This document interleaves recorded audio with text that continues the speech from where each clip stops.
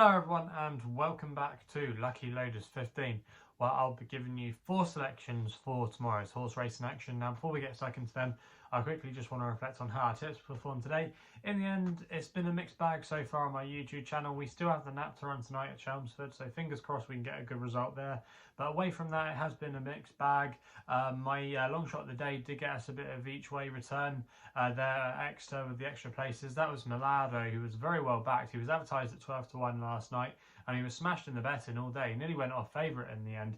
And if you go back and watch the race, if you've not seen it already, he was travelling quite nicely and was just coming with a run when he got badly inconvenienced a couple of hurdles out. He was very unlucky there. He got no room whatsoever to come with his challenge, and then he was always up against it and then having to make up late ground, which he did in the closing stages of the race. He did run on quite well, and in the end he just was able to nab 4th place on the line. So that wasn't a bad result there if you were able to get the extra places. That was with Sky Bet.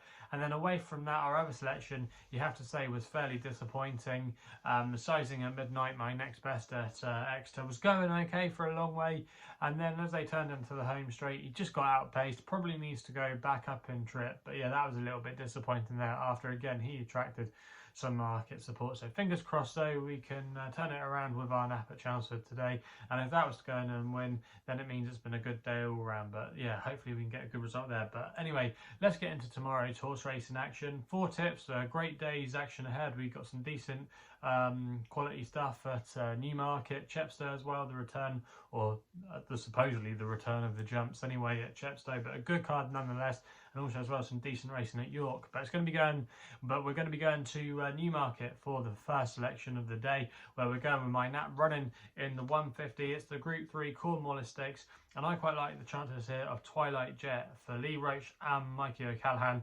Now this horse, Twilight Jet, he's currently available at 4 to 1 for this race. I'm going to recommend a 1-point win bet here. Now last time we saw this horse, I thought he ran a really good race when he finished 5th in the Middle Park Stakes over 6 furlongs. That was a Group 1 contest, but to be fair, he did show a lot of speed in that race, and he was only picked up in the closing stages of the race. There wasn't much between the first 5, and I think dropping back down to 5 furlongs could suit him. He has been tried over further on his last couple of starts. He was originally trying out over the 5 furlong trip, but then Michael O'Callaghan went up to 6, 7 furlongs with him. But I just think the way he ran last time, where he showed a lot of speed, I just think this 5 furlongs, this stiff 5 furlongs, will really suit him. I think he's got a good chance in this race tomorrow. I know Hierarchy is the current favourite at the moment, but I'm not sure about him, and I'm not sure about that form of the Mill Reef. I think you could pick quite a few holes in it actually, despite some people saying it was a good juvenile race. I have my reservations on that. I just think Twilight Jet tomorrow, yes, he's been to the well quite a few times and we know quite a bit about him, but I just think that back to 5 furlongs, I think he could be a different proposition, and he might have matured a little bit. So for me, he's going to be my nap of the day, and fingers crossed we can get off to a good start there. We then go to Chepstow for the 210, where we've got the Veterans Chase, and I'm going to be going with my next best here, Geordie de Champs for Adam Wedge and Rebecca Curtis in the colours of JP McManus. Now this horse is a course winner, and also as well he's won over this distance, but not over the same course and distance.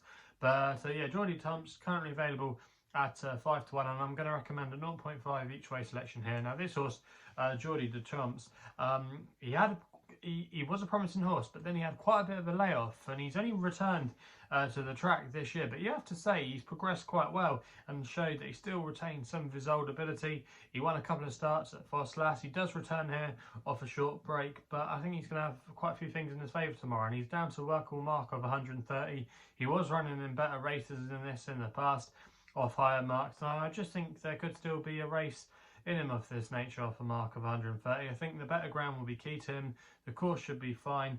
I think he's got a nice racing weight as well, so, and quite a few of these I've got my judgments over them, and 10-year-olds as well normally have quite a good record in veteran chase races, because they're like the younger horse that's still been performing at a high level. So I think Geordie de Champs there in this race tomorrow, I think he's going to be there or thereabouts, and yeah, I'm going to recommend him as my next best of the day. We then go to the Longshot at a Newmarket in the Group 1 Fillies Mile in the 335. Now, I know Inspiral has looked to filly going places.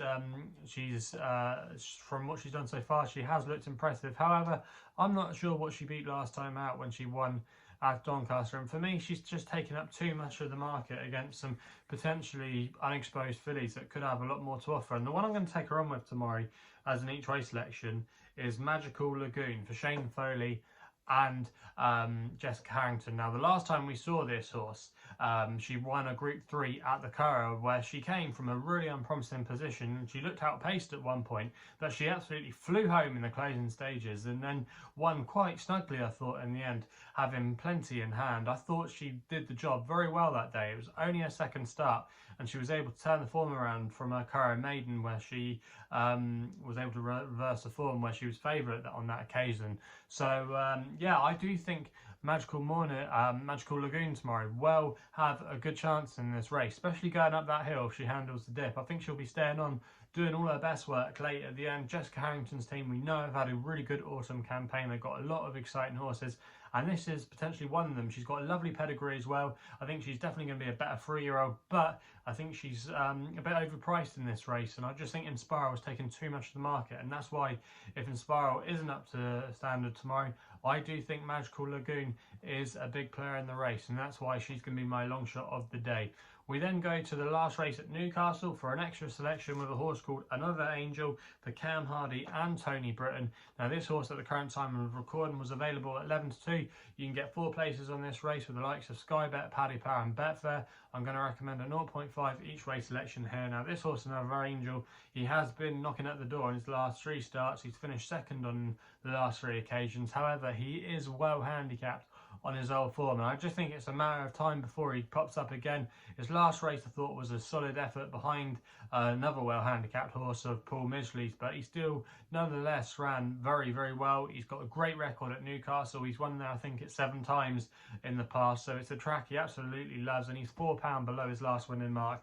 I can't really see him finishing out of the frame tomorrow, to be honest with you. He's got a good draw as well over towards the stand side.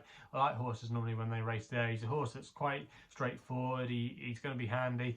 I think he's got a really solid chance in that race tomorrow, and that's why he's going to be my last tip of the day. So they're the tips for tomorrow's horse racing action. Let me know in the comments box below what you're going to be backing tomorrow. Also, as well, if you're still enjoying these videos, remember to hit the thumbs up button and subscribe here to my YouTube channel at LuckyLoaders15. Also, as well, if you want to follow me on Twitter, that's the place to do so on social media. My handle is at LuckyLoader15. And if you want to find out a little bit more about myself, my website is www.chrisloaderracing.co.uk. So please game responsibly.